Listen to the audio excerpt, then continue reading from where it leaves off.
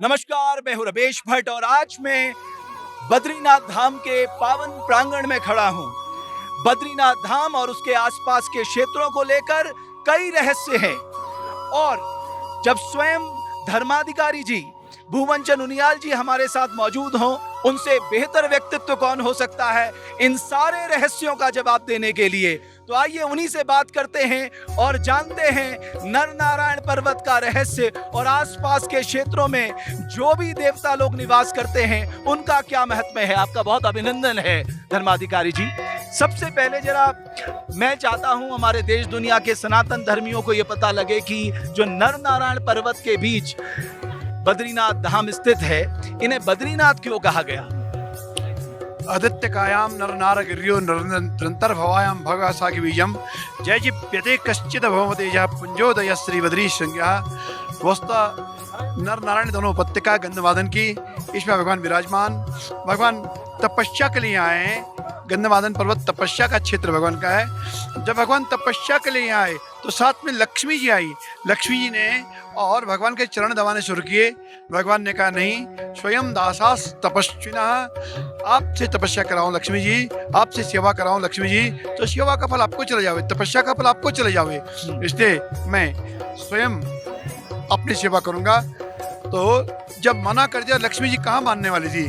लक्ष्मी जी एक बेर का वृक्ष बन गई, बेर का पेड़ बन गई और इसके नीचे भगवान बद्रीनाथ जी बैठे, भगवान नारायण बैठे, साथ में अनेक ऋषि मुनि महात्मा बैठे, धर्म चर्चा होती थी, तपस्या होती थी। विशेष रूप से अमृतम स्रवते याही बदरी तरु योगता बदरी कथते प्राज्ञ ऋषिणाम यत्र संचय। इसी बदरी वृक्ष के नीचे बैठ करके अनेक ऋषि मानवी महात्माओं ने और धर्म की चर्चाएं की, शास्त्र लिखे हैं।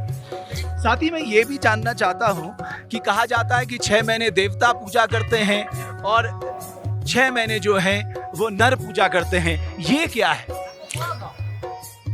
लक्ष्मी बेर का वृक्ष बनी, संस्कृत में बेर को बदरी कहते हैं, तो बदरी के रूप में साक्षात लक्ष्मी है। भगवान नारायण इसके नीचे बैठे, इसलिए बद्री नारायण। जहाँ तक देवता और मनुष्यों की पूजा की बात है, षण्मासम देवते ही पूज्या षण्मासम मानविष्ट था। 6 महीने देव पूजा क्या करें, 6 महीने मनुष्य पूजा क्या करें। एक परंपरा है, एक सिद्धांत है और सिद्धांत बनाया गया है, ऋषियों ने सिद्धांत बनाया। जब मूर्ति स्थापना हुई तो कौन पूजा करे, देवताओं ने कहा हम करें, मनुष्य ने कहा हम करें, तो काल विभाजन हो गया कि बैसाखे मासे ते देवा गच्छन्ति निज मंदिरम कार्तिके तो समागत्य पुनर्वचाम चरित्रा, अर्थात वैशाख यानी अप्रैल तक का समय देवताओं का होता है और उसके बाद मनुष्यों का समय प्रारंभ होता है। नवंबर तक का समय मनुष्यों का होता है। एक सिस्टम है, एक तरीका है और वो निरंतर उसी परंपरा में, पद्धति में यहाँ पूजा चल रही है। साथ ही में और कई रहस्यों के बारे में जानना चाहता हूँ, जैसे तप्त कुंड। ये हैरान करने वाला है साहब कि दुनिया से जो सनातन धर्मी आता है उसके लिए ये अपने आप ही एक ऐसा विषय हो जाता है और वो इस पसोपेश में रहता है। इसे मैं क्या कहूँ, ये विज्ञान कहीं नहीं दिखाई देता, ये क्या है? भागवत देखते हैं हम, एकादश स्कंद में उद्धव जी को भगवान ने ज्ञान दिया कि गच्छोद्धव मया दिष्टो बदर्याख्यम ममाश्रमम तत्र मद पाद तीर्थोदे स्नानोपस्पर्शने शुचिः ईक्षया लक्नंदायाः विदुता शेषकल्मषा वशानो वल्कलान्यंगा वन्य भुक सुख निष्प्रिया। उद्धव तुम बद्रिकाश्रम जाओ, बद्रिकाश्रम में बहुत ठंडा प्रदेश है भैया। अलकनंदा तो केवल दर्शन मात्र के लिए, ईक्षया अर्थात खाली दर्शन कर लेना अलकनंदा के, तेरे रहने के लिए, तेरे और स्नान के लिए, संध्या मार्जन के लिए मत पाद तीर्थोदय, मैंने व्यवस्था की गर्म जल की, मेरे चरणों से गर्म जल निकलता है, उससे संध्या कर लेना, मार्जन कर लेना, तपस्या कर लेना, स्नान कर लेना और वहीं पे बैठ करके और जप कर लेना। तो भगवान के चरणों से निकला हुआ ये गर्म जल साक्षात तप्तोदक धारा, तप्त तीर्थ है, तप्त कुंड है। धरती में इसको भू वैकुंठ कहा गया है और ये भी कहा जाता है कि यहाँ आने से जन्म जन्मांतर के पाप जो हैं वो धुल जाते हैं। 8 भू वैकुंठों में अष्टम भू वैकुंठ बद्रिकाश्रम है। भू वैकुंठ अर्थात स्वयं व्यक्ता मही तले, भगवान ने स्वयं कहा कि मेरी स्वयं भू मूर्ति जो है वहाँ बद्रीनाथ में, ये भू वैकुंठ का द्योतक है। तो भगवान यहाँ विराजमान है और निरंतर यहाँ पे तप के जा रहे हैं भू वैकुंठ धाम में। अच्छा, ब्रह्म कपाली का क्या रहस्य है? ब्रह्म कपाल पितर लोग प्रतीक्षा करते हैं, तन्वन तन्नून पितृन यजेत, अर्थात वंश वृद्धि के लिए पितरों का पूजन, और पितर चाहते हैं कि कोई तो नाती, कोई पोता, कोई बेटा, कोई आए परिवार में, और हमको तप्त कुंड स्नान के बाद, दर्शन के बाद हमारा तर्पण और पिंड कर दे।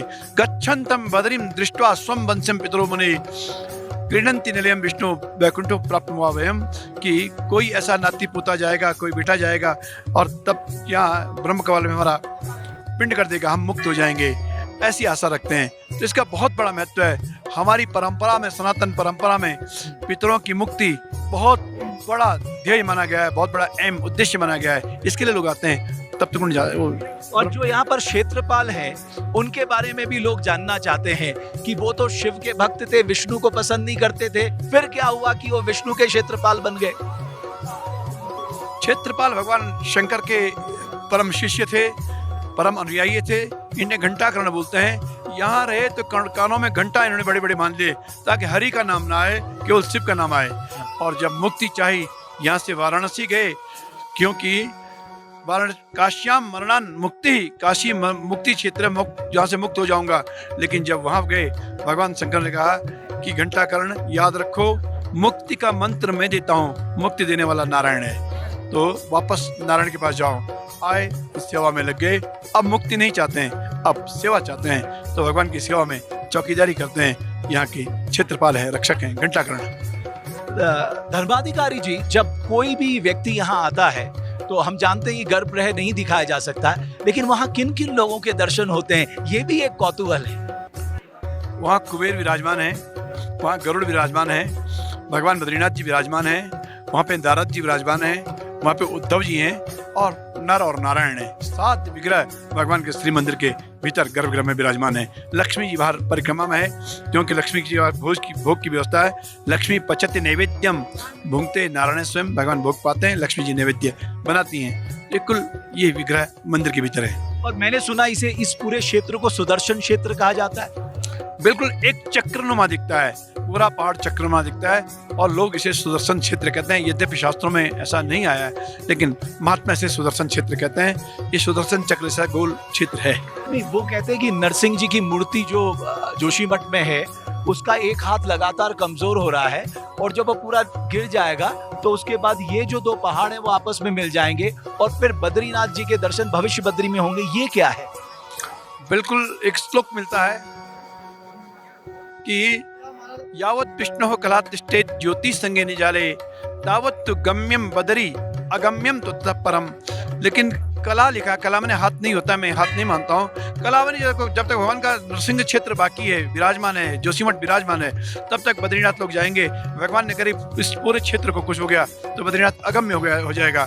कला लोग हाथ को कहते हैं, लेकिन संस्कृत में कला मैंने अंश होता है, कला ही नहीं होती है। उसके बाद और भविष्य बद्री की बात होगी, लेकिन अभी बहुत लंबा समय है, बहुत लंबा समय है। मैं कल भीमपुल में भी गया था, लेकिन वहाँ मुझे पता लगा कि महर्षि ने वहाँ पर सरस्वती जी को मौन श्राप दे दिया था कि तुम शुरू तो होगी लेकिन जल्द विलुप्त हो जाओगी। इसका भी जरा रहस्योद्घाटन करिए ना धर्माधिकारी जी। यहाँ पे सरस्वती का आह्वान हुआ है, सरस्वती आई, क्योंकि वेद पुराण शास्त्र यहीं पे लिखे गए, माणा के पास लिखे गए। सरस्वती का आह्वान किया, सरस्वती बेग से आई। इसके बाद भगवान वेदव्यास ने उसे शांत करते हुए और अलकनंदा में सन्निहित कर दिया, और यहाँ से पुनः दर्शन हुए सरस्वती के प्रयागराज में, जो गंगा और जमुना मिलती है, वहाँ दर्शन हुए। यहाँ पे जब आई बेग से, तो तब वो पुराण और शास्त्र लिखे गए, ऐसा बताते हैं। चरण पादुका का क्या रहस्य है? किंवदंती है, कहीं पुराणों में लिखा तो नहीं है। जब भगवान तिब्बत की ओर से यहाँ आए तो चरण पादुका में भगवान के चरण चिन्ह दिखते हैं। भगवान वहाँ से नीचे लीला ढूंढी, भगवान ने लीला की, उसके बाद भगवान शंकर और पार्वती ने उठा करके मंदिर में रखा। ऐसा किंवदंती, अर्थात हमारे दादा परदादा ने हमें सिखाया, कथा सुनाई, लेकिन शास्त्रों में वर्णन तो नहीं मिलता है, लेकिन आज भी चरण पादुका है। तो हमारे सामने जो बामणी गांव है, उससे कैसे जुड़ा है बद्रीनाथ धाम का? बामणी गांव में यहाँ के जो हकूकधारी लोग होते हैं, वो उस गांव में रहते हैं। उस गांव से हमें दूध आता है, उस गांव से, और वो लोग आते हैं जो भगवान के भंडार में होते हैं, जो कुबेर की सेवा में होते हैं, बद्रीनाथ जी की सेवा में होते हैं। इसे बामणी गांव कहते हैं, ऋषि गंगा के पार, और ये लोग यहाँ से जुड़े हैं। धर्माधिकारी जी, जो भी लोग यहाँ आते हैं, उन्हें किस मनोभाव से आना चाहिए? क्योंकि जैसे जैसे परिवर्तन आ रहा है, हम देख रहे हैं वो मनोभाव बदल रहा है, ये भी थोड़ा लोगों तक संदेश जाना चाहिए। मैं समझता हूँ यहाँ जो आता है भगवान के लिए आता है, और जो आएगा भगवान के लिए ही आएगा। रास्ते से कुछ भी कहे, लेकिन आते आते बद्री बद्री बद्री तब तक कुंड चिल्लाता है और भगवान के दर्शन के लिए तड़प पड़ता है। तो मैं समझता हूँ यहाँ आने वाला प्रत्येक यात्री पर्यटक नहीं है, अपितु भगवान का भक्त है। कदाचित किसी के मन में ऐसा है मैं पर्यटन के लिए जा रहा हूँ, तो उसे मन बदल लेना चाहिए। ये तीर्थ है, पर्यटन नहीं। तरति स्वयं तारति तीर्थ, जहाँ पाप नष्ट होते हैं उसे तीर्थ कहा जाता है। अब कहते हैं ये ऐसा धाम है भूतो न भविष्यति, थोड़ा इस बारे में भी बता दीजिए। ऐसा त्यजेत सर्वाणि तीर्थानि काले काले युगे युगे बदरिम भगवान विष्णुर नमुंचति कदाचन। अर्थात अन्य अन्य अवतार में, राम अवतार में भगवान आए चले गए, कृष्ण अवतार में आए चले गए, अन्य अन्य अवतार में आए, लेकिन बद्रीनाथ के बारे में गए बदरिम भगवान विष्णुर नमुंचति कदाचन। यहाँ से भगवान गए हों ऐसा नहीं आता है, वह अपित वर्णन आता है। योद्यापिचास्तर्षिवर्य निषेवितांग्री नारायणो नरसी प्रबर प्रशांता अद्य अपि अस्ति, यानी आज भी विराजमान है, आज भी तप किए जा रहे हैं। तो न भूतो न भविष्यति। आदि गुरु शंकराचार्य जी से क्या यहाँ का जुड़ाव है? आदि गुरु शंकराचार्य जी ने मूर्ति स्थापना की थी दोबारा। पहले साक्षात दर्शन थे भगवान के, पुनः कारणवश मूर्ति नारद कुंड गई है, ब्रह्मा ने स्थापना की, और तब शंकराचार्य जी ने फिर स्थापना की इसकी। तो आज से लगभग 2500 साल पहले आदि गुरु शंकराचार्य ने भगवान के श्री विग्रह की स्थापना की, और उसी विग्रह का आज पूजन हो रहा है। यहीं शंकराचार्य जी ने और 5 वर्ष जीवन के अमूल्य बिताए, और यहीं पे अनेक स्तोत्र लिखे, अनेक भाष्य लिखे, प्रस्थान त्रयी पर भाष्य लिखा, और इसके बाद यहीं से आयुष्य प्राप्त करके पूरे भारतवर्ष में और 4 मठों की स्थापना करके धर्म ध्वजा फहराई, सनातन धर्म की। 6 महीने यहाँ पूजा होती है, 6 महीने नीचे पांडुकेश्वर में पूजा होती है, थोड़ा इस बारे में भी जानकारी दे दीजिए। षडमासम दैवते पूज्य षडमासम मानवता। ऐसा नहीं है कि यहाँ पूजा नहीं होती है, यहाँ 12 महीने पूजा होती है, क्योंकि 6 महीने देवता करते हैं, 6 महीने मनुष्य करते हैं। तो 12 महीना पूजा बद्रीनाथ में होती है, लेकिन अधिकार हमारा मनुष्यों का केवल 6 महीने का है। 6 महीने बाद उद्धव जी, कुबेर जी, पांडुकेश्वर, गरुड़ जी, गद्दी, जोशीमठ और यहाँ के लोग धीरे धीरे नीचे उतरते हैं, पुनः कपाट खुलने पाते हैं। तो मैं पूजा 12 महीने की है, 6 महीने की नहीं है, लेकिन 6 महीने मनुष्यों का, 6 महीने देवताओं का काल विभाजन है। जो हमारा ब्रह्मांड है वो सबसे बड़ा धाम बद्री धाम क्यों कहता है? एक आखिरी सवाल आपसे। बदरिम भगवान विष्णु नमुंचति कदाचन तपसा विभर्म विश्वम वीर्यम में दुश्चरम तपः। भगवान ने कहा कि मेरी ताकत ही मेरी तपस्या है, और तपस्या मैं बद्रीनाथ में ही करता हूँ। भगवान अनंत शयन करते हैं दक्षिण भारत में, रामेश्वरम के पास अनंत शयन श्रीरंगम। भगवान भोग और राज करते हैं द्वारका में। भगवान भोजन पाते हैं जगन्नाथपुरी में, और भगवान तपस्या करते हैं बद्रीनाथ में। तो भगवान की स्पष्ट वाणी है कि भोज्य भोजन शक्तिश्च रथ शक्तिर वरांगना विभवे दान शक्तिश्च सर्वम वे तपस्या फलम। यदि मैं इतना भोजन करता हूँ, यदि ऐसा ग्रस्त पालता हूँ, या ऐसा राज करता हूँ, या मधुमाखन की लीला करता हूँ ब्रज में, गोपियों के साथ राज करता हूँ ब्रज में, तो इसके लिए तपस्या चाहिए। तपस्या के लिए बद्रीनाथ है, सारी तपस्या का फल ही मेरा फलीभूत होता है। और ये बात सच है कि हजारों वर्षों के जो पाप है वो यहाँ आके मिट जाते हैं, इसमें कोई डर नहीं। तरति स्वयं तारति तीर्थ, तीर्थ बुलाता है पाप समाप्त करने के लिए, और इसमें कोई दो राय नहीं। जब पाप समाप्त हो जाएं तब व्यक्ति तीर्थ की ओर जाता है। पाप समाप्त होते हैं तभी तो दर्शन होते हैं। निर्मल मन जन सो मोहि पावा, मोहि कपट छल छिद्र निभावा। ये बात चरितार्थ होती है यहाँ पे। चलिए, बहुत आभार धर्माधिकारी जी। ऐसे कई सामान्य से प्रश्न थे जिससे हर कोई व्यक्ति जूझ रहा था। मैं समझता हूँ आज ये हमारा एक बड़ा सौभाग्य है, स्वयं धर्माधिकारी दे अपने मुखार बिंदु से इन सबसे रहस्यों का रहस्योद्घाटन किया। और मैं एक दृश्य आपको दिखाना चाहता हूँ। आपका बहुत आभार।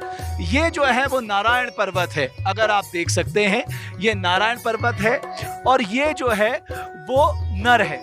और द्वापर में नारायण यानी भगवान श्री कृष्ण और नर यानी स्वयं अर्जुन, जिन्होंने महाभारत का युद्ध जीता था। तो जो मैंने भी जो गीत लिखा था गोपाल बाबू गोस्वामी ने, उसमें मैंने यही कहा था कि जय जय हो बद्रीनाथा, जय काशी केदारा, जय जय हिमाला, संतों की तपोभूमि, देवों की जन्मभूमि, जय जय बद्री केदारा, जय जय हिमाला। और हमारे जो केदार खंड में लिखा गया है मैं समझता हूं हम सबको अपने मन विचार में इस बात को रखना चाहिए। और वो बात लिखी है, अन्य क्षेत्रे कृतं पापम धर्म क्षेत्रे विनश्यति, धर्म क्षेत्रो कृतं पापम वज्रलेखो भविष्यति। अर्थात आप इस पावन तीर्थ क्षेत्र में आ रहे हैं तो आप अपने पाप मिटाने जा रहे हैं। ध्यान रखें, पावन क्षेत्र में ऐसा कोई कार्य ना करें जिसको वज्र का लेख भी नहीं काट सकता है। आप जरूर देवभूमि उत्तराखंड में आए, हमारे चारों धामों के दर्शन करें, क्योंकि यहाँ कण कण में देवता निवास करते हैं। और इस आध्यात्मिक भूमि में आकर, इस देवों की भूमि में आकर आपके जन्म जन्मांतर के पाप तो मिटेंगे ही, लेकिन जो खुशी और शांति आपको प्राप्त होगी, मैं यकीन के साथ कह सकता हूं, ऐसी शांति, ऐसी खुशी आपको संपूर्ण ब्रह्मांड में प्राप्त नहीं होगी। बहुत बहुत धन्यवाद आपका। अगर आप हमारी इस खबर को Facebook पे देख रहे हैं तो पेज को फॉलो करें, और अगर YouTube पे देख रहे हैं तो चैनल को सब्सक्राइब जरूर करें।